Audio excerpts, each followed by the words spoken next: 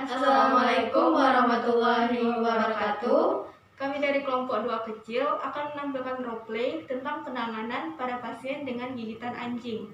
Saya Ainila Sana sebagai perawat 1. Saya Azimah Ramatika Sasmi sebagai pasien. Saya Tri Anggraini sebagai perawat 2. Selamat menyaksikan. Sus, tolong sus, saya digigit anjing sus. Kejadiannya kapan, Bu? Barusan sus. Oh, barusan. Bekas gigitannya udah dibersihkan, Bu? Belum. Kita bersihkan sekarang ya, Bu. Ibu tetap tenang ya, Bu. Iya, Perlu takut. Sekarang kita akan bersihkan bekas gigitan anjing tersebut sekitar 10-15 menit. Nah, kita bersihkan ya, Bu, menggunakan air mengalir. Nah, kita bersihkan, Bu. Tak dikit bukanya, Bu. Nah, kita tunggu sampai 10-15 menit, Bu. Kita sudah selesai membersihkannya. Nah, sekarang saya akan bantu Ibu untuk membalut luka gigitan anjing. Antibiotik, kita masukkan dulu. Nah, setelah itu kita balut menggunakan kain.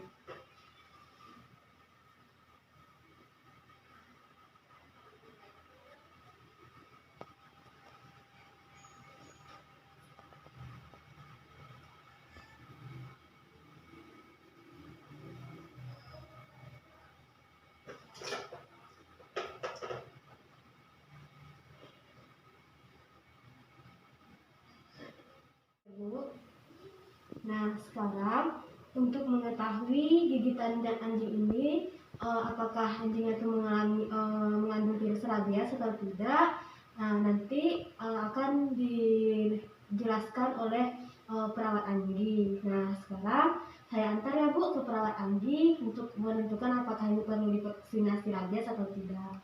Nah, ya, Bu, saya antar ke perawat anjing. Selamat pagi, Bu. Pagi, Sus. Perkenalkan Ibu, saya perawat Tri Anggraini. Ibu bisa panggil saya perawat anjing. Nah, sebelumnya saya bicara dengan Ibu siapa? Ibu Azimah sus.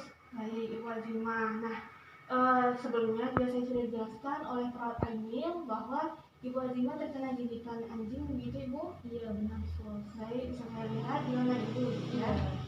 Oke, nah jadi di sini kami mengkhawatirkan apakah anjing ini adalah anjing rabies atau tidak. Jadi di sini saya akan menjelaskan apakah ini perlu diberikan anti rabies atau tidak. Kemudian bagaimana sih ciri-ciri dari anjing rabies itu sendiri. Nah, sebelumnya mungkin akan berlangsung selama 5-10 menit. Ibu, apakah Ibu bersedia? Iya, saya bersedia sus. Baik. Nah, jadi saya ingin bertanya nih Ibu, apakah anjing yang menggigit itu anjing liar atau anjing di sekitar lingkungan rumah Ibu?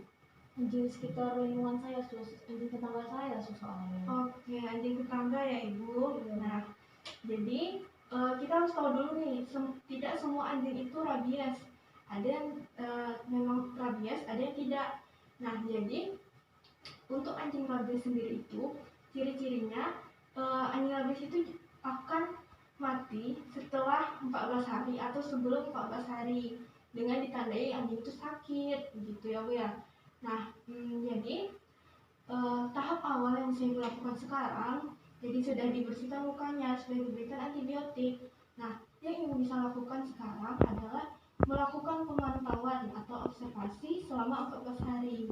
Kan saya jelaskan tadi bahwa anjing yang jika adalah anjing rabies akan mati sebelum atau sesudah 14 hari. Nah, jadi Ibu observasi dulu anjing tetangga tersebut. Ibu lihat apakah sebelum atau sesudah 14 hari dia sudah mati, gitu ya Bu ya. Nah, sampai di sini Ibu paham? Paham sus. Jadi saya harus berobservasi anjing tersebut selama 14 hari. Iya kan sus? Iya, benar sekali Ibu. Nah, selanjutnya tentang vaksin anti rabies ya Ibu ya. Nah, jadi Ibu harus observasi dulu.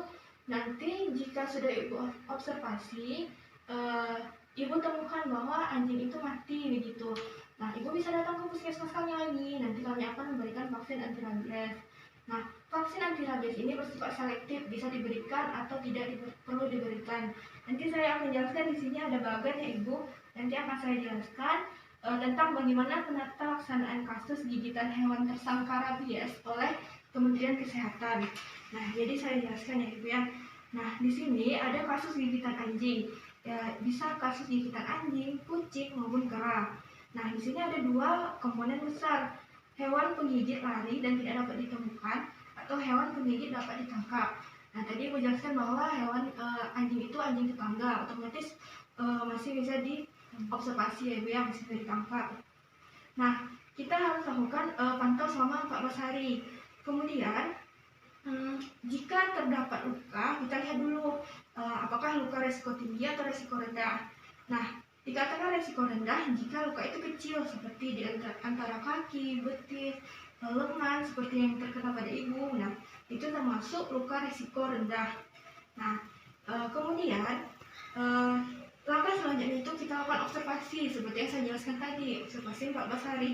Nah, jika hewan itu mati sebelum 14 hari, maka Ibu akan diberi vaksin anti rabies. Nah, Ibu datang ke puskesmas kami untuk lakukan vaksin anti rabies ini.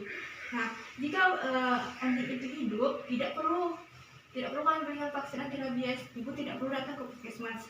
Nah, jika ditemukan vaksin anjing itu mati sebelum 14 hari atau sesudah, nah Ibu akan diberikan vaksin anti rabies. Kemudian spesimen otak dari hewan penggigit hewan anjing itu akan dicek oleh dokter hewan di lab untuk mengetahui apakah matinya itu karena rabies atau tidak. Jika matinya karena rabies atau positif, ya, maka Ibu akan diberi vaksin anti rabies lanjutan. Tetapi jika matinya karena ditabrak atau seperti itu, artinya itu negatif ya. Ibu tidak perlu lagi diberi vaksin anti rabies lanjutan untuk Ibu. Nah, mungkin penjelasan saya cukup terlalu cepat atau gimana? Apakah Ibu sudah paham? Paham terus. Jadi saya harus mengobservasi anjing itu selama 14 hari. Kita lihat apakah anjing itu masih hidup atau mati. Oke, bagus sekali Ibu. Jika Ibu sudah paham, ada lagi yang ingin Ibu tanyakan? Tidak, sus. Baik, nah kalau gitu Ibu silakan banyak istirahat di rumah. Lalu jangan lupa ya Bu dipantau anjingnya selama 14 hari. Oke, nah kalau gitu itu saja dari saya Bu. Ya baik, sus. Terima kasih atas informasi dulu. Baik Ibu.